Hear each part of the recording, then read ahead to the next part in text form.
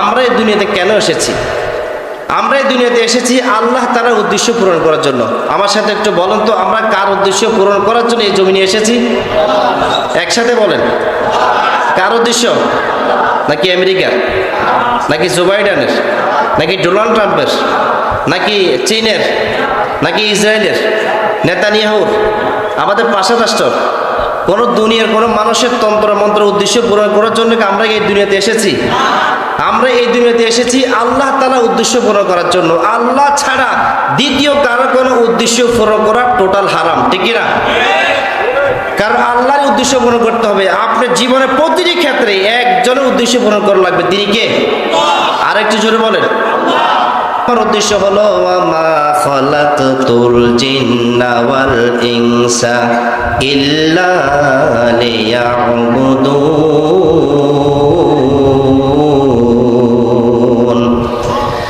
আল্লাহ রাব্বুল আলামিন বলে ওয়ামা খালাকতুল জিন্না ওয়াল ইনসা ইল্লা লিয়াবুদুন। আমি আল্লাহ তাআলা মানব এবং দানব উভয়কে সৃষ্টি করেছি কেবল আমার উদ্দেশ্য পূরণ করার জন্য।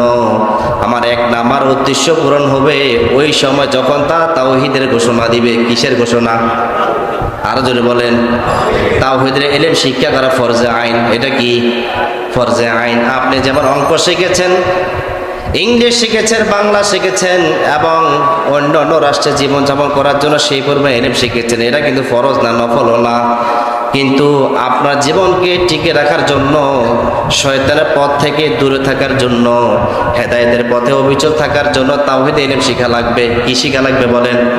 তাওহীদের ইলম। কারণ আল্লাহ তাআলার উদ্দেশ্য হলো আমার বান্দা বান্দীরা তাওহীদ ভিত্তিক সমাজ গঠন করবে। আজকের এই সমাজ, এটা কি তাওহীদের সমাজ নাকি জাহেলিয়াতের সমাজ? সবাই একসাথে বলেন।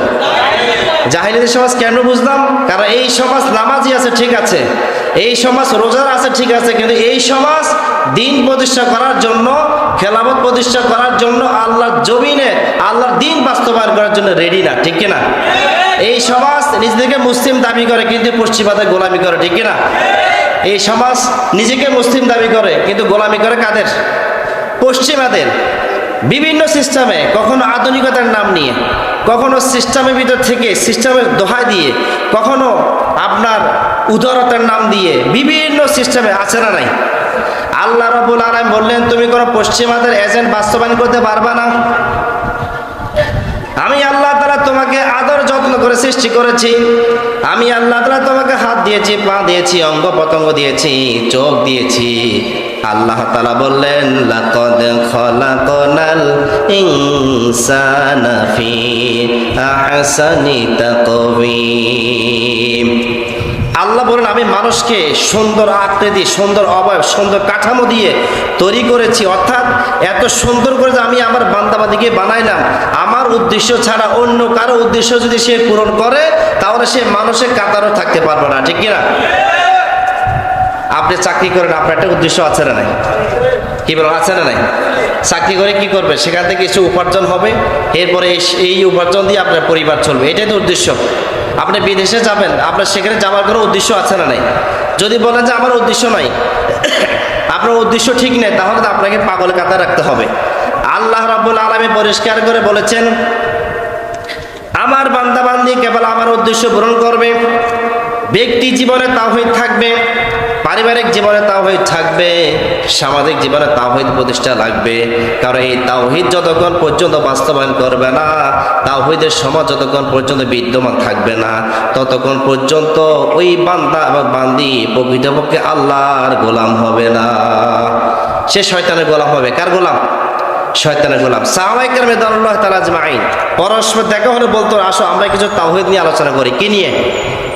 এখন কথা হলো তাওহীদটা কি? তাওহীদ মানে একত্ববাদ। তাওহীদ মানে কি?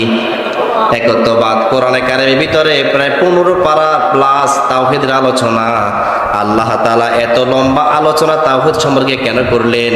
কারণ আল্লাহ তাআলা জানেন বান্দার তাওহীদ ঠিক আছে তো তার নামাজও ঠিক আছে, তাওহীদ ঠিক থাকবে তো রোজাও ঠিক থাকবে, তাওহীদ ঠিক থাকবে তো জিকিরও ঠিক থাকবে, তাওহীদ ঠিক থাকবে তো কোরআন তেলাওয়াতও ঠিক থাকবে, তাওহীদ ঠিক থাকবে তো যাকাতও ঠিক থাকবে, তাওহীদ ঠিক থাকবে তো রোজাও ঠিক থাকবে, তাওহীদ ঠিক থাকবে তো হজও ঠিক থাকবে, তাওহীদ ঠিক থাকবে তো একজন নারী পর্দাও ঠিক থাকবে, তাওহীদ ঠিক থাকবে তো সমাজ থেকে যাবতীয় পাপাচার নির্মূল হয়ে যাবে, ঠিক না? কারণ তাওহীদবাদী যেখানে, সেখানে কোনো প্রকারের পাপাচার থাকতে পারবে, কোনো প্রকারের শিরক থাকতে পারবে না। এই জন্য তাওহীদ সমাজ লাগবে। প্রত্যেকটা মুসলমান আজকে তাওহীদ সম্পর্কে এলেম নাই, ঠিক না? তাওহীদ সম্পর্কে ন্যূনতম এলেম পর্যন্ত নাই।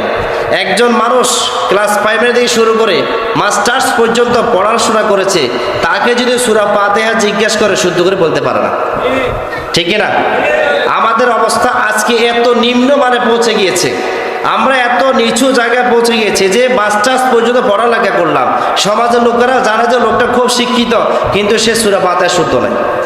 সে মা বাবার জানাজা কিভাবে পড়ে তবে সেটাও জানে না, সে কিভাবে একজনকে সালাম দিতে হবে সেটাও জানে না। সকালবেলা ঘুম থেকে উঠিয়ে বলে শুভ সকাল শুভ সন্ধ্যা, আছে না নাই? বলেন না, আছে না নাই?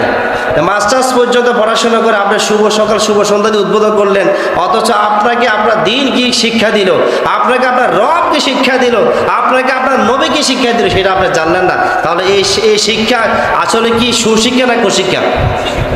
বলেন না, এই শিক্ষা আসলে কি সুশিক্ষা না কুশিক্ষা? এই জন্য তাওহীদ ভিত্তিক শিক্ষা লাগবে। আর তাওহীদ শিখতে হলে কোরআন কারীম লাগবে। কি লাগবে বলেন? কোরআন কারীম ছাড়া কোনোদিন আপনি তাওহীদ পাবেন না। কারণ তাওহীদ তো বাজারে বিক্রি হয় না।